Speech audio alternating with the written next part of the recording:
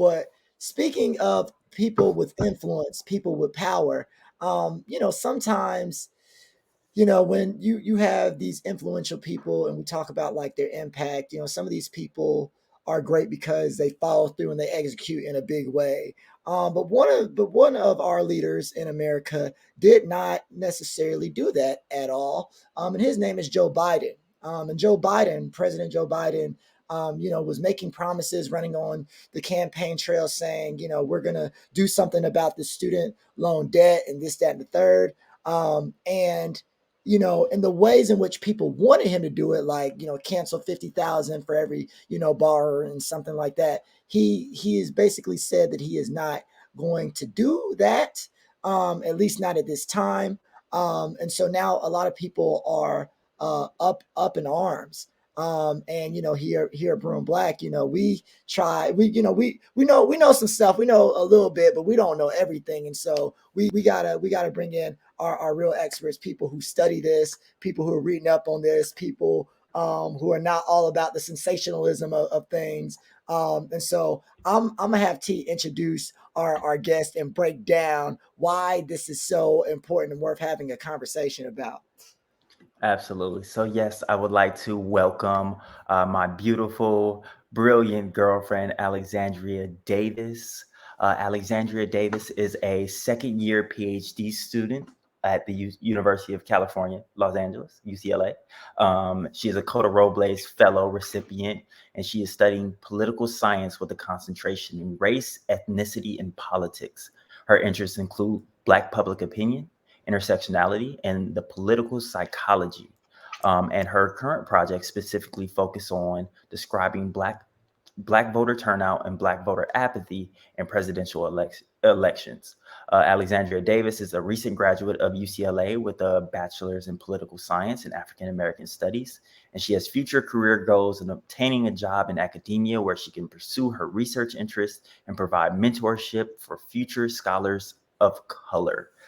Thank you for joining the show, Come Miss on Thank you now. for Davis. having me. That was an Yes, of intro. course. Oh me, oh Yeah, me. that's my academic bio. Like, that's really official. But my name's Alexandria. I'm from Inglewood, California. Um, yeah, I'm a double Bruin. And like, I try to center Black people and the intersectionality of Black identities in everything I do. And that's what I'm trying to do in my PhD program and in my life. So this topic is very relevant. Okay, okay. I'm glad. And I'm glad to finally have you on the show. So Yeah. just tell us a little bit about your program. Like, so you're in political science and you're a Black person in political science. That's often fairly rare. So what made you pursue a PhD in political science? So I've been interested in politics for most of my life, with a lot of my family being politically involved and growing up. Like, my great grandmother used to watch CNN a lot of the times. And I think for me, I used to watch CNN and see a lot of people that didn't look like me. And I was like, oh, I Mm, can't do that. Or people who look like me, Black women, Black people, Black men, like, they don't really do politics. But I started to learn that was different when I got to UCLA and started taking ethnic studies classes and started taking classes within the race, ethnicity, and politics concentration at UCLA. mm, And I think that's what really convinced me. And also, teaching and learning within ethnic studies encouraged me a lot to pursue political science. It is a white discipline, if we're being fully transparent and honest, and it's pretty white and male, I will say. But I started to see scholars like my advisor, Lori Frazier, Dr. Lori Frazier, doing work that was meaningful to the community and showing me that I could do the same thing while combining that interest, that spark I saw with watching TV with my great grandmother and different things like that. And I could also center Black people in my work. So at UCLA, it's one of few campuses that has a specific race, ethnicity, and politics concentration within its political science department, which allows me to focus on the communities of color I really want to center in my work in a way that traditional political science hasn't always been welcoming to. So mm. I kind of sit at the intersections of ethnic studies and political science and applying traditional political science, American politics with a racial lens, which is very helpful because it gets a little rough sometimes in the Yeah. department, not gonna lie. And it's needed. It's needed. Okay, so talk to us a little bit. So we saw that Joe Biden won't be extending student loan relief, and he confirms that student loan payments are going to restart in February 1st. Through social media and just in general, talking to people, a lot of people are upset. Do you know maybe why they have chosen to restart the student loan payments again? I could offer my opinion or my thoughts. Hmm. So I think what's interesting about what's going on is that a lot of the reason we even have a conversation about student debt is important, first and foremost. So, like student debt or the idea of school being so expensive where people have to take out loans is like a recent issue. Previously, like state schools and stuff used to be more affordable, but with Ronald Reagan and some conservative actors in the past, they saw that these institutions were creating like or establishing liberal ideas and encouraging like political activism on college campuses. And they wanted to find a way to stop that given the strong success they saw with like the civil rights movement, the Mm. anti-war efforts in Vietnam. There was serious organizing going on college campuses. And so the GOP and conservatives convinced states to stop funding college campuses as heavily as they did, which made it more expensive for people to go and get these kind of liberal attitudes that encourage political activism. So a lot of the reason we Dang. have debt today is Easy. because they wanted to prevent political activism. However, we still see it happening. It just doesn't happen at great rates because people are taking the risks of hundreds of thousands of dollars of debt, which Mhm. I saw that on Twitter and I was like, that's crazy. That's But wild. Wild. getting into it a little more, I think with Joe Biden and the Democratic Party, I think with elections, everyone is trying to win. And that is an unfortunate reality for politics. And what I've been able to learn is that the economy is a big, like, fueling thing for political parties to get people to vote. And if the economy is good, the person who holds the office currently tries to use that to get reelected and basically say, the economy is great. I'm responsible for this. So you should vote for me again so I can keep the economy this way. It's a little difficult when we're in a global pandemic and unemployment and different things like that. I think Donald Trump tried to do like no debt, the no student loan debt, the stimulus payments to make it seem like I'm trying to help the economy. And I Mhm. think Joe Biden now is trying to present this idea that the economy is going well. We're building back from the pandemic, and so we don't need these type of protections that we started with. So the economy is kind of building back, and so we need people to start paying these loan payments so they're not dependent on us anymore. And I Mm. think the economy is centered as an important thing because it usually wins people elections, but it's completely missing the mark that we are not out of this pandemic. We are Mhm. not economically back to where we were pre-pandemic. And it's a little bit of a debate I've read and heard within the Democratic Party with some people saying we're not ready and this is going to result in significant losses. And the Biden administration is like, no, we need to present this idea that the economy is strong. We need to have faith that we're going to come back as a country. And that's what's going to get people to come out to vote. So it's kind of a clash of ideals. Mm. Um, and I kind of agree with those who are saying that the Biden administration is wrong. I've seen a lot of people's tweets. I've seen how many people have student debt. I have a little bit. Like, I don't know about y'all, but like this is a reality for a lot of people our age. And it seems Mhm. like they're like, okay, we'll just figure it out. And that's not fair. Yeah. Wow, you said a lot there. That's crazy. Thanks. Can I just say I had no idea that like that's why. And I really love how you're talking about the history of it and like Ronald Reagan and like how it was a tactic to make sure that we couldn't get woke. You know Mhm. what I'm Pretty saying? much, Like, pretty much. I never knew that. So like, thank you for that tidbit. I feel like a lot of our audience like had no clue about that. Clue. Like that's Yeah. just I'm still reeling just off that. But like, are we saying that the economy?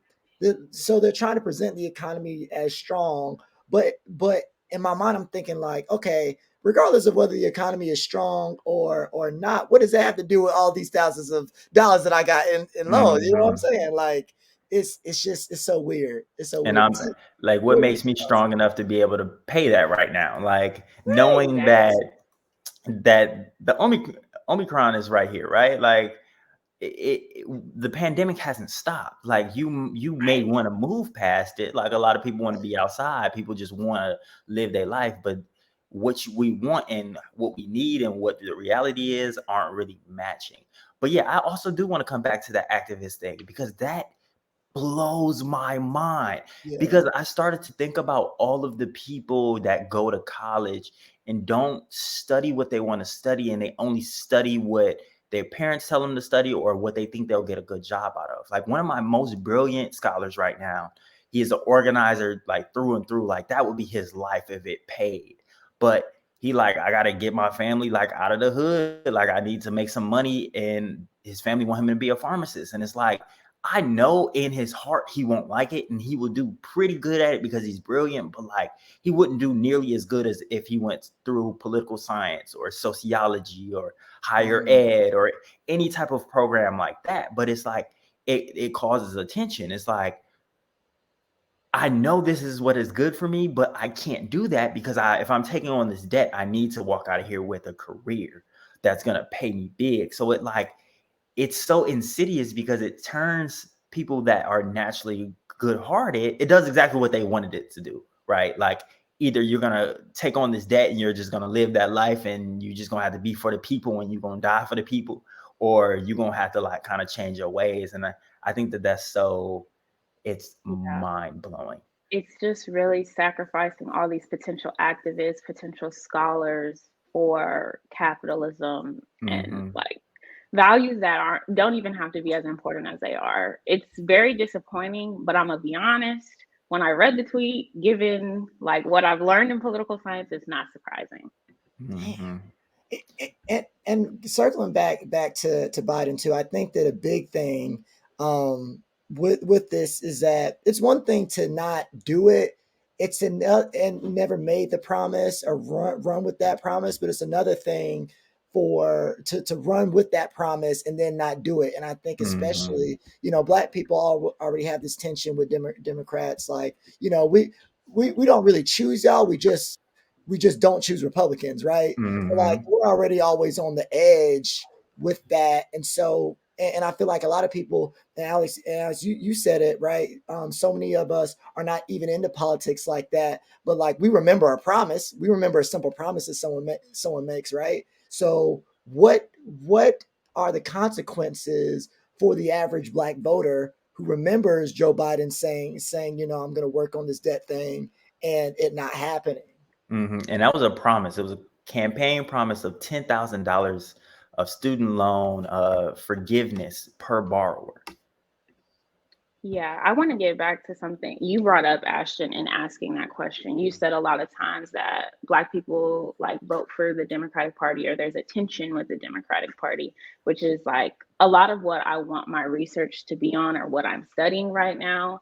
So, like for the Democratic Party, oftentimes it's very difficult to get out people to vote just because there's so many different identities. Like Black people get out to vote for the Democrats, there's liberals that get out, Latinos, like there's so many people a part of this coalition. It's sometimes hard to like make these promises, but when they do or they make this promise that supports like a lot of low income folks or it supports a lot of groups, they are trying to reach all out to all these branches or all these people, and then when it comes down to actually being in office, they don't make these promises, or even sometimes they make these promises and they don't consider the people that turn out for them regularly. So like my research is based on, there's this idea called vote capture, and it's basically saying that um, people or different groups, specifically the Black community, have these historical relationships with political parties and feel like they can't vote any other way because they have this historical relationship. So, with Black voters, for example, Black voters, the Democratic Party is the party of civil rights. It's what helped us advance ourselves politically, socially, economically. And we feel like because of that historical relationship, we can't not vote for them, and the alternative is the Republican Party, which has continually shown that we are not prioritized there. So then you're kind of stuck in the middle, which kind of leads to the whole thing with Joe Biden when people were saying it's the lesser of two evils. And I think some people are starting to realize, like, is this really the lesser of two evils? And I think with party identification in the Black community, it can sometimes be like the shepherd is the Democratic Party and the Black voters are the sheep, in that they are shaping our ideas and our beliefs. And I think with this issue with Joe Biden, we're starting to realize, like, no, we don't agree with that. And we don't agree with breaking promises. But it's like, what do we do politically? Like, I looked up some facts, and like, there was a survey that was put out that said 84% of Black people want to get rid of student loan debt in some way. And 40% of those people said that if this is not supported, they're not willing to get out to the polls for someone who doesn't support an action towards removing student debt. And it shows that people care about this issue and that they are going to like take action in new elections in a way that we haven't seen before. Democrats get the support of Black voters at like 80% or more every election. And for them to not meet their needs and to actually be the Black voters expressing their needs and they're still making this decision is kind of telling on who they will prioritize. And I think it's interesting for future elections for the Democrats, because Joe Biden might be messing it up for everyone, not just himself. Mm-hmm. Yeah.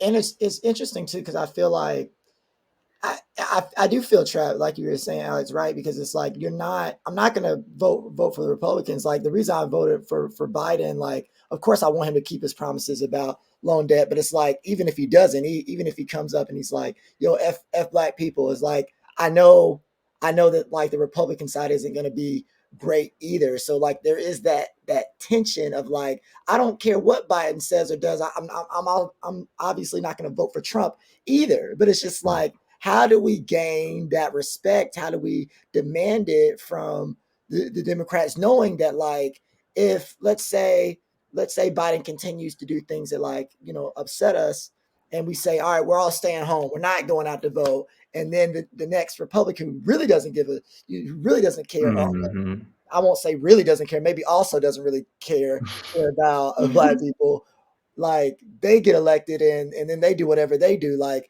how do we get out of that trap, and how do we like really make our demands known? You know what I mean? Like, it's difficult. I wish I had the answer. And a lot of my research is based on what you just said, the idea of people sitting out and deciding to not choose, because what's the point of making the choice if I'm not properly represented in either party? If I'm not going to have the Democrats meet my needs, but I continue to get out to vote for them, or I support a party that completely goes against my identity wholeheartedly. I wish I had the answer. I'm looking and doing more studies and trying to figure it out. And honestly, I would love to know. But like, I think some people's perspective is the creation of our own party. But that brings a lot of tension, because political parties are kind of far from their original intent. Originally, political parties were meant to organize groups and be collective action and bring people together who have like-minded ideas.